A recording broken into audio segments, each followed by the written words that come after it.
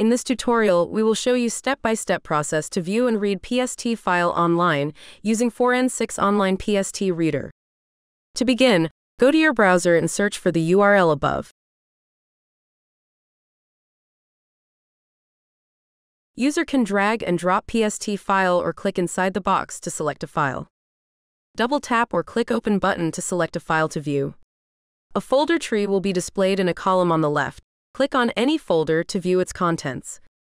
User can view number of total and unread mails in particular folder. User can also search for particular mail. Click on any mail to preview it. This online reader provides user with header options such as from and to. Contents of the mail can be viewed on screen.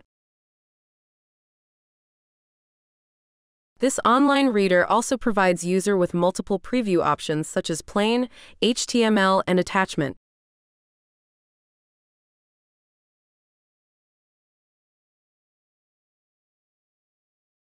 Users have the option to view attachments if available. And that's it for this video. Thank you for watching.